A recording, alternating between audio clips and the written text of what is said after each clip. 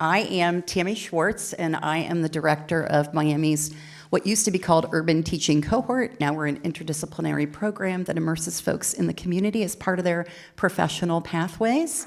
And I want to welcome you to this session on demographic mismatches and a teacher shortage imperative. And we're having a conversation with Dr. Alesia Smith today. And so I am happy and honored. I'd like to first just do a little kind of bragging on Dr. Smith here and giving you a little bit of background on her before we move into some talk about the state of the affairs of this whole convening today. So it is my honor and to introduce my esteemed colleague and friend whom I've known for a long time. We began our relationship, partnership, working marriage years ago when we were working on developing the urban cohort, and at the same time Dr. Smith was interviewing to be a principal at Rothenberg Preparatory Academy. And she was getting asked by lots of people in the community to come to lots of different meetings. And so it was one more meeting at Peaslee, and I was working on a board at Peaslee at the time, and I remembered the room where we were in, and you could see this look on her face like, okay, one more meeting, but I'm here for the kids. And that is who Dr. Smith is all about. Dr. Smith is a proven transformational leader in K-12 education. She is the former Deputy Superintendent of Pulaski County Special School District in Little Rock, Arkansas, where she was responsible for supervising and developing school leaders, learning services, and federal programs. Before that, she served as the Chief Academic Officer for Pine Bluff School District in Pine Bluff, Arkansas. In this role, she led all low-performing schools based on state-identified criteria. She is the chief of schools now, the deputy superintendent for Cincinnati Public Schools. This district is the third largest district in the state, for those of you who do not know. And she has been leading instructional development for elementary schools. She's supervised principal leadership support. She's worked closely with curriculum teams to collaborate, align, and design appropriate supports, coaching, and professional development. With a track record of teaching and leadership experience, she has a combined total of 30 years of dedicated service to education. Wow. Yes, I agree. That deserves a round of applause. She is a school turnaround specialist accredited by the University of Virginia. She earned her undergraduate degree from Central State University and obtained a Master's of Education and Administration from Xavier University. She received her doctoral degree in Leadership and Management from Capella University, and I must add here that I was very honored to be asked to hood her for her doctorate in that ceremony. She is an experienced administrator and educator dedicated to enthusiastic and dynamic instruction that rigorously challenges students to meet and exceed academic standards continually. As a principal of an inner city school in her hometown of Cincinnati, Ohio, Rothenberg Preparatory Academy that I mentioned before, she accomplished an ultimate achievement. Within 2 years, she helped transform Rothenberg Preparatory Academy from one of the 5,000 identified worst schools in the nation and amongst the lowest 5% in Ohio into a thriving educational community where children are still achieving. And I must say, we were in deep partnership with that school at the time, and I witnessed that transformation and the energy in that building, both of kids and the staff and the family community. It was palpable. And it was all done out of what she does. She leads with love, and you feel it. As the deputy superintendent, every school in Cincinnati Public grew in one or more areas on the state assessment in reading, math, science, history, and graduation. I know it's a lot, but this is a lot to celebrate here. We're almost there. I'm like, Dad, girl, you've been sitting around eating bonbons and watching soap operas. And in 2024, every grade level assessment has grown from 2 to 7% in every content area, except 6th grade, which didn't go down, they stayed the same, 88%, with 8 of the 9 content areas improving. She is a phenomenal leader with an immense amount of accomplishments. And again, I want to come back to, I think her biggest accomplishment is her approach to leadership and working in schools and with people, and it is out of love and deep respect and an immense belief in the capabilities of children. So please welcome Dr. Alesia Smith.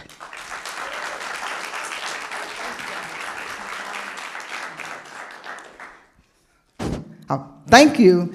That feels weird, right? When somebody reads your bio. I did not, she was going to read all of that. That's okay, I had to. I was like, Dag, we need to tell the story. I appreciate it. Yes.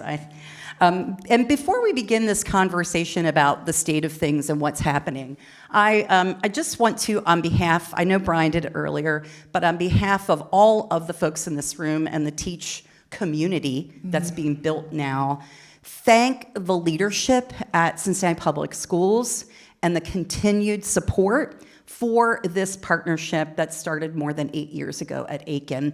And we see the fruition of that in these gorgeous human beings here today, and all the good work. So thank you for...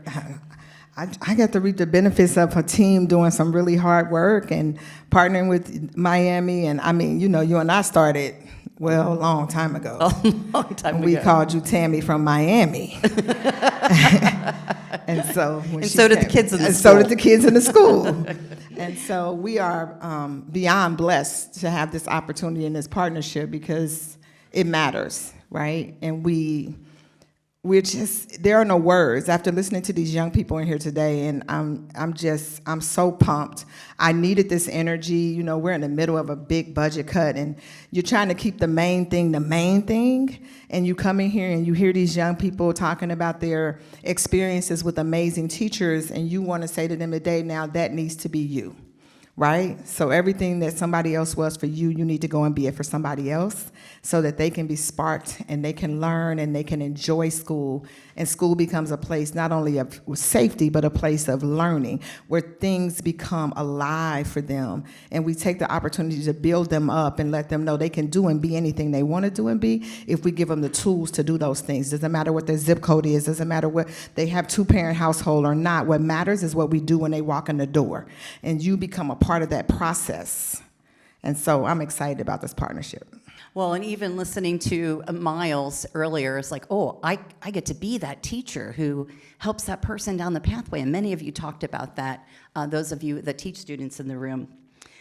So, Dr. Smith, as we know, districts across the country are facing a shortage of teachers. According to the Bureau of Labor Statistics, there are 567,000 fewer teachers today than prior to the pandemic. In your district, we understand that the year before this last one, 2023-24, Cincinnati Public Schools began the school year with 297 teaching vacancies. And at the start of 24-25 school year, you had 267 vacancies, and I currently understand there are still 150 vacant positions. To further compound the challenge, we also know that across the nation, the teaching staff does not reflect the racial and ethnic diversity of students in our country's classrooms. National teaching workforce diversity is not keeping pace with national demographics. While 17% of Ohio students identify as Black, only 4.3% of the state teachers are Black. Cincinnati Public Schools is, as you know, one of the most diverse districts in Ohio, with just over 60% of all students identifying as Black, nearly 10% Hispanic, and 7% multiracial. And we know that 26.9% of CPS teachers identify as teachers of color, and 14.5% of new teachers identify as a person of color. As a longtime member of CPS team in your various roles as elementary, middle, high school teacher, assistant principal, chief of school, and now deputy superintendent, what do you see as the strengths of this TEACh pipeline partnership? Oh my God. So for me, it's the opportunity to get diverse applicants into our district, right? The strength of the program is that we are intentionally looking at students of diversity, right? That we are grooming them, bringing them in, sharing everything about education, working with them to see the value that they have in education. And if we don't have this, then I don't know if that number is going to increase. I think that number may decrease if we're not intentional about recruiting students of color. And I say to you, I went to Central State University, and when I was in the College of Education, there were hundreds of us. I could tell you right now, the College of Education doesn't exist right now at Central State University. They have very few students in that college. And somewhere along the way, we've lost that love for education in our community as people of color, when it used to be really a job where it was valued and it was respected. And in the community, if you were a teacher and you were of color, that meant something. And somewhere along the way, it got lost. And so now we're looking into spaces and places where I can walk down a hallway and not see a teacher of color at all for at least 10 classrooms of kids, where they never see anyone that looks like them. So this program is allowing us opportunity to bring in these young people that look like us, who have also been a part of the experience at CPS, so they also can come and bring some things differently to the table, right? Because they've had some experiences that are good and bad, because I don't care what career you're in, there are amazing people, and there are people that are right on the bubble, and then there are people you're like, I don't know why she's here, right? Mm-hmm. And that's everywhere. And so I think that we have an opportunity to take it to the next level with these young people and say, these are the things that we need to see in you for you to be the best version of yourself when you walk into that classroom. We're going to help you how to find out who you are. So, because this work is character work, right? Your heart has to be right. Because part of the work is that kids, when they walk into a classroom, they want to see, do you see them? Do you value them? And do you know who I am? Because if you know who I am, then you can teach me, right? And so teaching them, these young people in this pipeline, is going to be amazing, because they are going to have so many lived experiences that they can walk into that classroom and they can impact change immediately. They can identify immediately what that child looks like that's in a space where they don't want to be bothered with anybody, because my home life is here, but guess what? We're going to make school great for you. It doesn't matter what's going on at home. When you come in here, it's going to be good. Right? So having this pipeline, major. Like, so excited about it, because I haven't said this to you, but I want to meet with these young people. I want to come to the campus because I want to know their experiences at CPS, because I want to change things. So when I hear these young people saying these experiences that they had that weren't what they should have been, I want them to share that with me so that I can go back and say to the leaders, okay, all schools should have this. I'm not understanding why these kids are saying this to me. Well, which is normally how I talk to the leaders, so it's okay, guys. Because I want them to feel my passion and love for you guys, because I want you to walk away from it saying that I had some great experiences in high school. So when I become a high school teacher, this is what I want to bring. Or when I become an elementary teacher, I remember, listen, I probably had 2 teachers of color when I was in school. Miss Rosa Moore, who made everybody learn their timetables by hitting your hand with a Big Mo pencil. So you better learn them, and you better learn them quickly. And Mr. Leo, who was a black male. Those are the only 2 teachers that I had my whole teaching career that were teachers of color. But Miss Moore taught us that I don't play, show up, give me your best, or there will be consequences. She meant that. Like, you people have no clue. We used to have to stretch on the wall if you didn't do it for recess. Oh, see? Oh, y'all laughing. So, yes, we need this pipeline. And I think we continue it. I think we partner. I think we figure out ways to market it. I think we figure out ways to ask for more money. I think these young people's voices need to be heard so that people know the experiences that they're having, so that this program continues to grow and grow and grow. One of the things, I'm kind of going off my script here a little bit, but when you were just talking about, they're insiders, they know what's happening, they have the lived experiences, and they're from the community. I know you and I early on, when you were really integral to helping us start the Urban Teaching Cohort, we talked a lot about having curriculum grounded in the life of the community. How do you see this TEACh pipeline changing curriculum? Well, I think the big part for you and I, when we were doing this urban cohort, because it was lived experiences and as young people lived in the community, they got to see how the kids were living, but also got to see them in the school and outside of the school. So they saw two different versions of the student, right? They saw the students in their community and how they survived, and then they saw the kids in the school in an environment where there were high expectations, where we expected them to come in and do what they were told to do, where they were loved, but we were teaching, right? And so I see the curriculum in this program being grounded in real life experiences, right? So I think that, and it's essential to the work, right? So they're going through these trainings, but the curriculum has to be alive. It has to come alive, right? It has to be what kids can relate to. So as simple as you read a book there's a 4th grade book called Justin and the Best Biscuits in the World. Justin thinks that cleaning up is women's work. So him and his sisters are fighting all the time. Justin goes to live with his grandpa, and grandpa teaches him that it's not women's work. You need to make your bed. You need to know how to cook. Well, then he teaches Justin how to make biscuits. The kids read the book, and guess what we do? We make biscuits. How many kids have ever made biscuits, right? You should see their faces when we make these biscuits. And it is learning to come to life, right? So they will forever remember about, we had to measure, right? They had to get their hands dirty. They had to decide what size it had to come alive. So the curriculum here has to be tied to how our kids are living every day. What should their lived experiences be, right? So what does the curriculum look like? It just can't be reading a book. How do I bring that book to life? How do I bring math to life? How do I put my kids' names inside of my math problems, right? So because in the math book, I don't think it says Shanika. Oh, I don't know if it says Kiana. I don't know. I've never seen it. So when you do those things and I'm sitting in your class and I can see my name in the problem, you know how that makes me feel? So the curriculum has to become a part of what you do with them so that they feel the curriculum. Because guess what? Those kids will forever remember Justin. They will forever remember biscuits. Why? Because they got to experience it and connect it to the reading.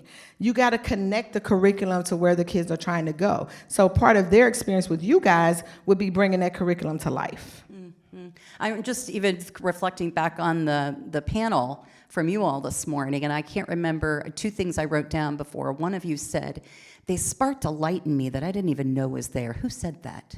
Was that you, Terry? Terry. Yeah, and I was like, that curriculum can do that when you're deeply connected, when you all are going back to your home communities to be in them and to be agents of change in those communities as educators.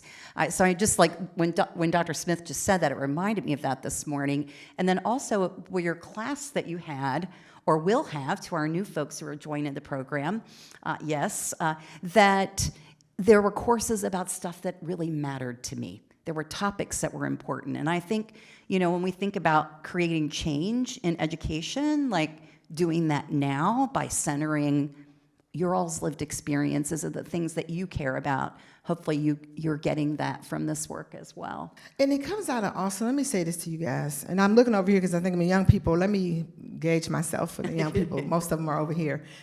It comes out of the love for the work. So when you are planning to teach, you think of ways that you can bring enjoyment into the classroom. So when you begin to, whatever you're teaching, when you look at that history book, how can I bring this to life for my kids? As I'm planning my lessons, what does that look like so that I can bring those things to pass so that kids can connect to it? So a lot of that work is in your planning because you want the classroom to be a place where kids enjoy what you're teaching. That comes out of you. You have to read it beforehand, right? You can't go into class and read the story while the kids are reading the story. That means that I have to know what the story is going to be about and what questions I want to ask the kids that's going to spark that in them. And I have to know my kids. What are their interests? When you really love it, you get in there and you really just begin to do all these things because you want the kids to have an experience in your class that they've never had before. So as you're thinking about this curriculum and what that looks like and how I can do that, it comes out of when you sit down and say, this is my lesson for next week. How can I bring this to life? How can I bring that student that never smiles at me a smile today? You think about the work from a place of, I want to move my students to the next level, and what does that look like? And how do I connect that for them? Thank you. You know, you and I were talking, and I understand that you too are a first-gen college graduate. I am. Yes, I am. and have become a teacher and have been a pretty phenomenal force in the spaces that you've been. I'm going to say it again because I've witnessed it and watched it, and it's really inspiring, Alesia, very inspiring. And, you know, there are challenges that come with that, with the first gen, particularly being a person of color, but one of those is financial. Oh, yeah. And I just, as part of this TEACh program, a commitment to really funding as much as possible our students, and that referenced it today, maybe it was Miles, I don't have to worry about debt. Like, thinking about the life-changing course for generations to come on that. I don't know, just, if you're from personal experience or just an overall reaction to, you know, that when as being a component. When Miles said that, I almost went and pushed him off his chair because that did not happen for me. So as a first generation, and you have parents that haven't went to college, if you don't have counselors that teach you about scholarships and all those things, then you end up getting student loans. So my generation of people, we have student loans. Well, we thank Joe Biden for some of them being taken care of, amen. But most of us had student loans or scholarships, and then you got scholarships, but you didn't know that, they're not renewable, right? So you go that first year and you think, I'm good, and then they're like, that was for 1 year. So I would say to you guys, oh my God, this is generational. And also, you're as young people, that's even building generational wealth for you. Because now you have the knowledge to go back and tell another generation, don't pay for school. There's lots of ways to get in school. There's some things you can do differently. There's some ways that you can make these things happen where that didn't happen for me. And that's because my parents didn't know. They only did what they knew to do. Now you know. So now because you know, you can make sure that your kids don't have to pay for college, but also the kids that you teach, if you're going to be high school, you can teach them about, okay, you need to keep your GPA a certain way. Because, you know, my granddaughter's in the 9th grade. I told her, well, let me see that. Hey, this is when it starts, young lady. Grandma's not going to be paying all this money out for you to go to school. So I'm looking at her grades because I have access to the whole families because everybody's in CPS. Oh, they hate it. Oh my God. I'm the family snitch. I go to Focus and I send snapshots to moms and dads regularly. Did you know this? And so, and you cannot get my rights revoked, sorry. So, just to make sure, I'm letting her know now, you want to keep this 3.5 you have, you want to keep this because you don't want, grandma does not want you to have to do what she had to do, right? So I'm teaching that, but I had to learn it out of a hard lesson because I was the first generation. You guys have such an opportunity here. Top-notch education, paid for, walking out of college with no debt, then coming to work for CPS, and we pay our teachers well. Then let me just tell you this, teachers make all kind of money. Sometimes I'll be like, dang, they get a stipend for this, and you can tutor kids, and I mean, there's so much you can do to earn money as a teacher in CPS. And so you come in and you're doing, I'm just telling the truth, because I'd be like, geez, they going through more stipends around this place. But guess what? It's work that you can do, and I'm telling you that so that you know when you start looking at these other places, which you should not do, because CPS is the place to be. It's part of the partnership. They may have a couple $1,000s more, but I'm telling you, our benefits are amazing, and you can make all kind of extra money. So yes, I am recruiting right now. So sorry. The HR people in the back of the room are applauding. Yes, and to go into a job at 22 and 23-year-olds making that kind of money without debt, you can live really good. You can live really good. So I just want to remind you of that. So even though the semester might have been hard, stick it out. Even though things might get tough, stick it out, because this is going to really pay off for you guys. And I'm really happy for you. I didn't have that information when I was your age. Yeah, you're making me think about oftentimes, when you're doing work, people are like, what's the ROI? What's the return on investment? We hear that a lot, I'm sure in lots of spaces, but we also hear that in higher ed. And what you just said is return on investment. And I want to go back to something you referred to earlier, and that is about the community. When you were talking about what it was like to be a teacher in the community years ago, I also think, and I'm guessing you're going to agree with me, so this is a statement more than a question, but that this work is not only about education, and it's not only about preparing teachers. This is true community development work.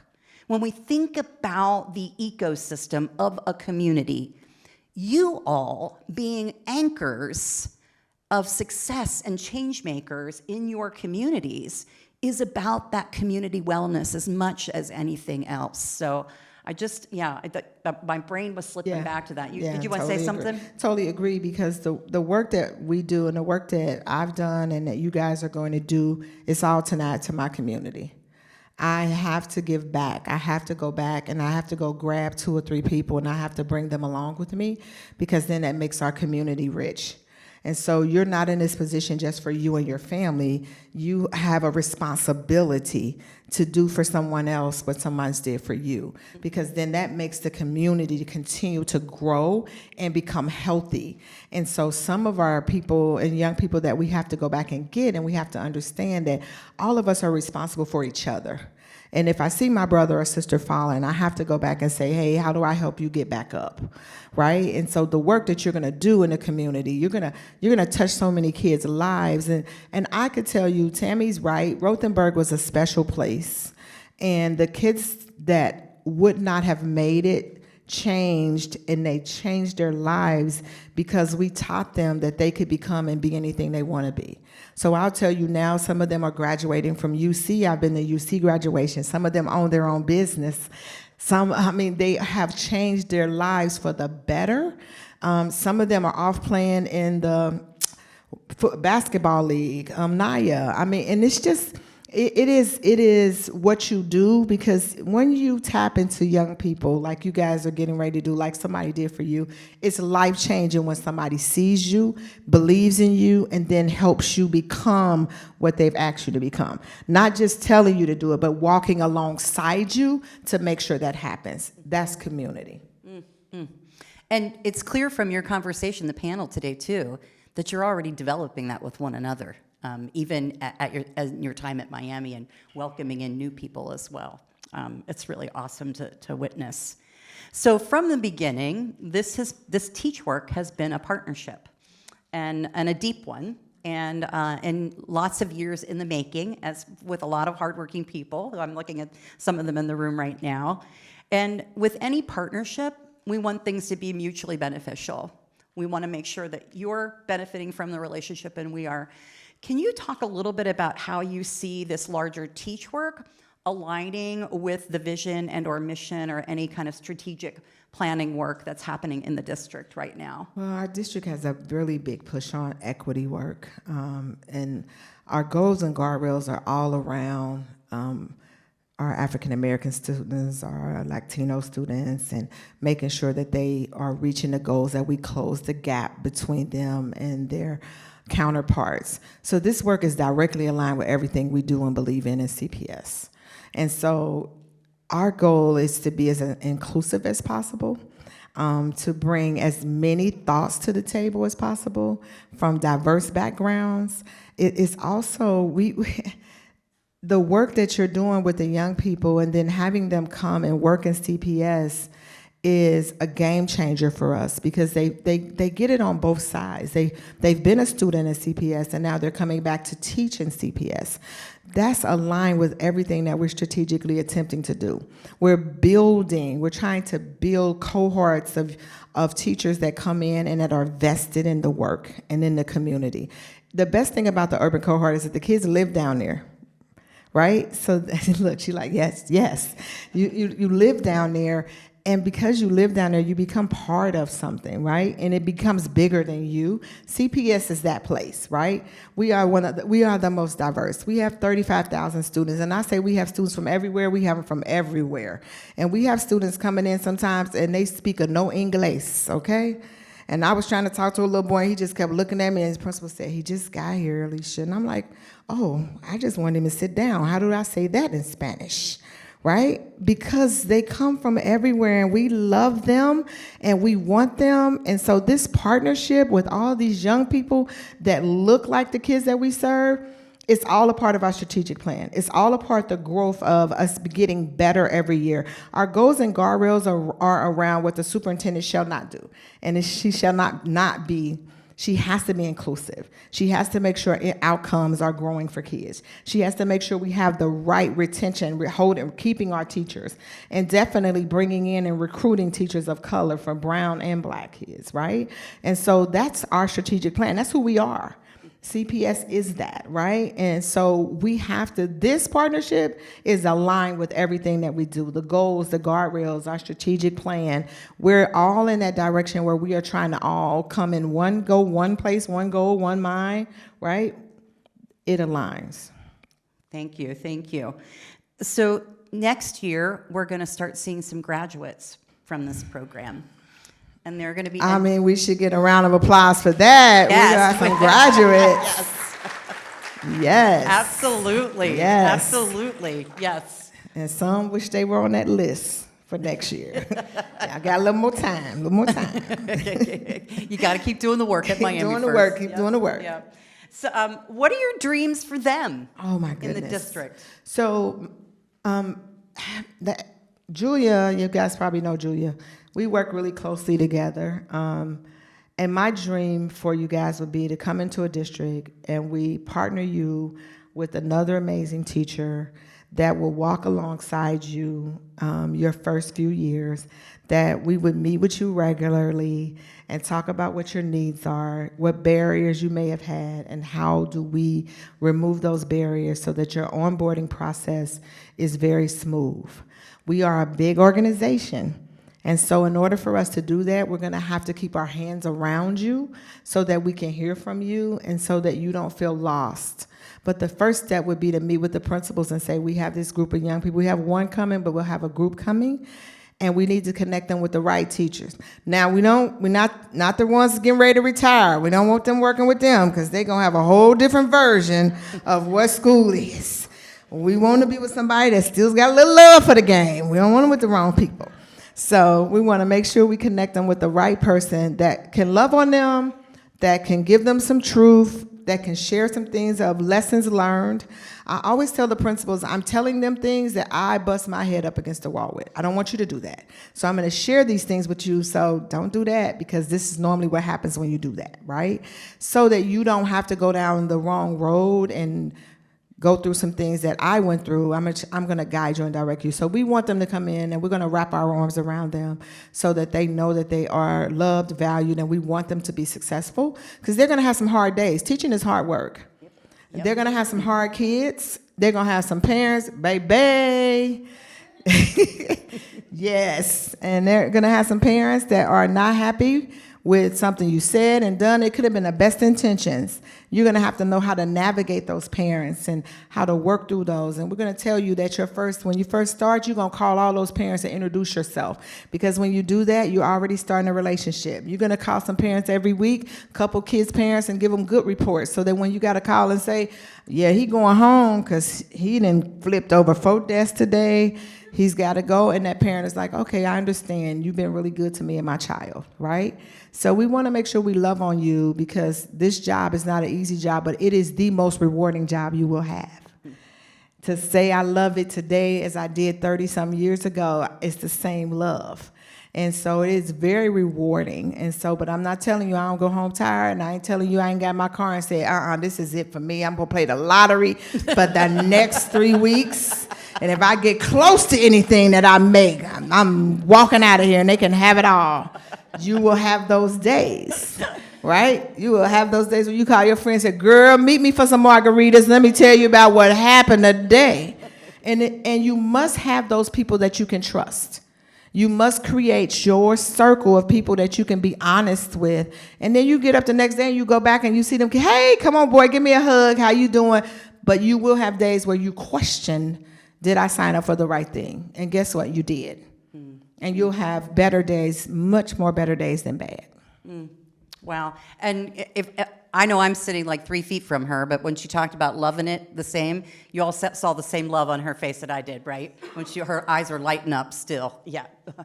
A final question before we open it up to any questions here in the audience, and that is, thinking about when we see good work, and when we see what's happening and we see the good students in the room here and the new students coming in, I'm always about sustainability. But not only am I about sustainability, what are dreams for where we're going to be 5 or 10 years from now? As the Deputy Superintendent for Cincinnati Public Schools, deeply embedded with leadership in the district, what might be CPS's dreams for the future of this partnership, this TEACh partnership with Miami University? Honestly, I hope that the numbers just keep doubling and tripling, right? And that we find the funding to keep this thing going for these young people, because we need them. That number definitely needs to increase. The minority, we need the diversity, and across our district we need it, but across the nation. I think this becomes a model for what people do to bring in those areas. You guys saw a need, and you went and said, this is how we're going to meet that need, because it's good for everybody. It's good for the community. It's good for our country. It's good for everybody, right? Good for all students, no matter what their background. Yep. Representation matters. Yep. Right? Representation matters. I need to see me sometime during the day. I need to see me. I need to see me in somebody during the day. That's why when I see all these men, these male teachers, oh my God, I'm snatching them up like, yes. We have male principals, and when I tell you the boys, they love it, right? Because there's a conversation that Mr. Gray can have that I can't with the boys, right? And so to have them standing at the forefront of a school saying, come on in, let's have a great day, game changer, right? So it is important that we see ourselves in the work we do. So what you guys have done is said, okay, this is missing. And we are a higher education, top-notch university. How do we meet this need? And so my dream is that we keep it going forever. And then how do we help to make sure that we partner with you guys? And who else do we partner with? And who else do we sit at the table with and share these stories and have these young people share these stories of how this has impacted their lives? So my dream is that we keep working on it, because this need, until the need goes away, whenever that is. And I think if we keep plugging away, it will. Thank you. Thank you. Well, let's take a moment here. Are there any questions from the audience? Yeah. That hand went right up. Racky Sandwich. Let me see here. Miss Miami Hamilton, yes. Hi. Hi. First of all, you are glowing. You're beautiful. Thank you. Black excellence. We love it. Anyways. So my question is about reasonable demands that teachers can or should ask for when interviewing, because I've heard a lot of do's and don'ts on the teacher side and what the teacher should ask the principal or the other administrators interviewing them. So I just wanted to know, what's your perspective on that? I think when you're having an interview, you should ask those questions that are important to you, right? Like, will I be on a team? Will I have planning time to do some of the work that I do? What will my normal day look like? How many students will I have in my class? What are your if I'm in an interview and I would ask the interview team, what are your expectations of a teacher that would be on this team? What does that look like day to day? Can you talk to me about parent involvement, right, in the community? I would ask about those things that impact my day-to-day work, because you already know you're going to look at this pay scale. You'll see what the money's going to be, right? You'll look at the school's report card. You'll look at the demographics of the school. Those are things that you'll do before you get there. You want to really know about who the school is on the inside from the people who are sitting at the table, and you want to listen very closely to the answers that they give you, right? And very closely to the answers that they give you, because that's going to tell you a lot about the leader of the school. If you hear teachers say, we work really well together, we plan together, we usually do these things as a team, great, that sounds good.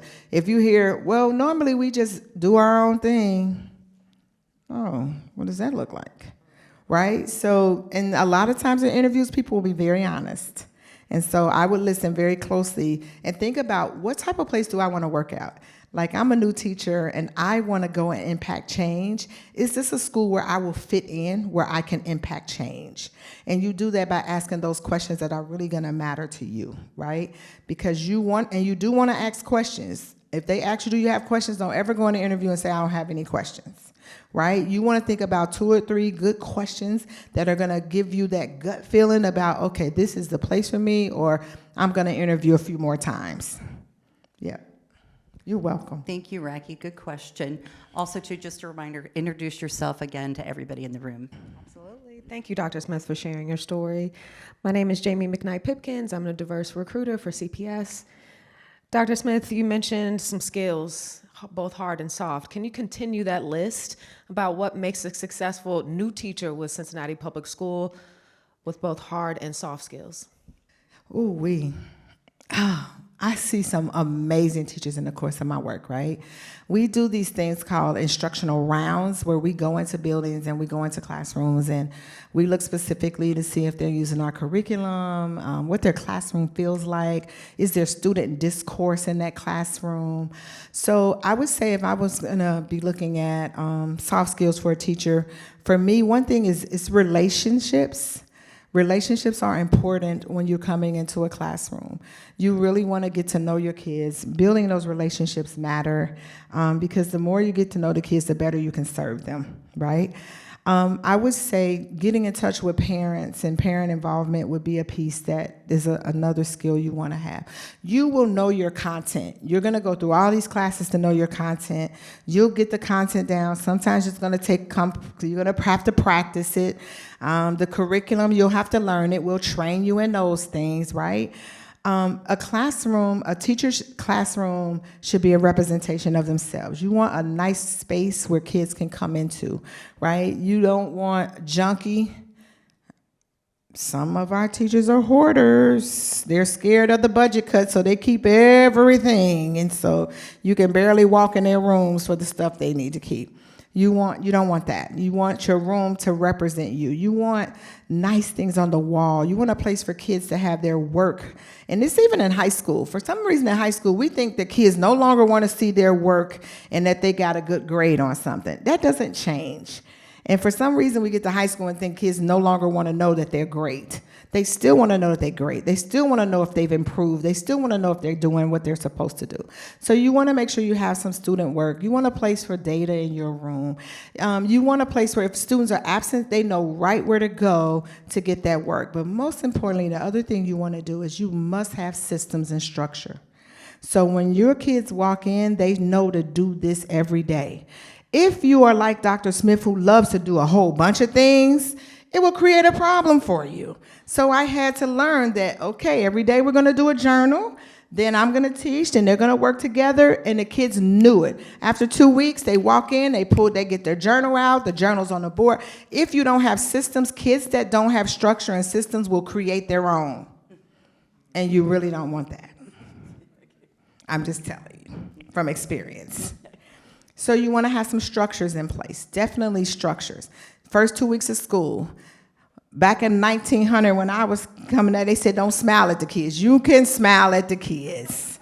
I mean, they told us, don't smile the first month. What does that look like? Right? And so they told us that out of college, because they want the kids to know that you mean business. The kids can know you mean business. Loving the kids does not mean that you don't have standards. It doesn't mean that there's not accountability. You can correct a child without wounding a child. What do I mean? You can correct me without tearing me down. That soft skill of bringing kids back to you, right? So those would be things I definitely want you to think about, because when you walk into that classroom, you're going to have 25 different personalities, 25 different home situations, 25 everything. But guess what? All eyes are on you, and I promise you, if you go in there the right day, they will keep their eyes on you. And they will love you and take care of you. I promise you, I worked in the hood, and my mom would be like, it's dark out there, you better go. I'd be like, my kids be hanging out the window. Hey, Miss Smith, you good? I'll say, I'm getting in the car now, baby. They're not going to let nothing happen to you because they know you care about them and you love them. Loving them does not mean you don't hold them accountable. Loving them does not mean you love them to the point that you have no expectations for them. The expectations are high. I'm going to give you the tools to get to the expectation, but we're not playing no games about your education, because the key to move on to where you want to go is that you need to know how to read and do math. So, and that's the essential part of our work. Thank you. Thank you. I was like, what is that going to look like? Impossible for Alicia. I just want to acknowledge you've been sitting for a long time, and I also want to acknowledge that hearing and listening to Dr. Smith's comments has me motivated and charged up. And while I'm listening, looking out at the students coming into the pipeline and are already in the pipeline, it just gives me an immense amount of hope and reminds me of the importance of this work. And again, thank you on behalf of all of the team in this TEACh community to CPS for being engaged deeply in this partnership for the past 8 years. One more question? I just have a comment.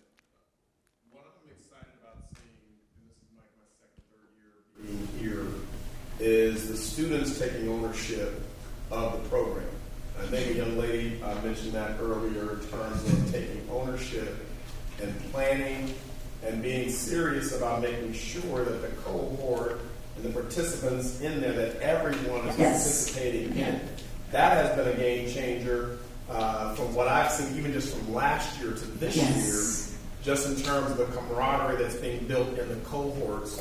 You're building the program, and you are. I'm excited about seeing what you're doing and your leadership within the program, and just over the scope of a year, as this is being built, and you are going to be trailblazers. For not just Cincinnati Public Schools, but across the state when others are coming into the program, because you are building the community that you want to see. And the community, that's exciting to me. And that's the future of education. I'm excited about it because you're going to be in it. And you're going to take that same spirit into whatever building that hires you that you're going to be in, and you're going to change. You're going to change those buildings. That's what principals are looking for. They're looking for someone who can take the ball and transform, the wing of your school or the floor that you're on. And those are skills that you're not going to find that in a book. You're going to find that from within, and it's going to just. It's going to come out, and that as an administrator, as a principal of a building, that's what I want to see in educators that get hired in my building. Thank you. Thank you, and I think so true. I've been telling some of them, you're going to be running this work someday. Oh, yeah, they will. They definitely will. I think I'd like us all to not only give a warm round of applause for Dr. Smith, but also for the future change maker / teachers in this room. Yes.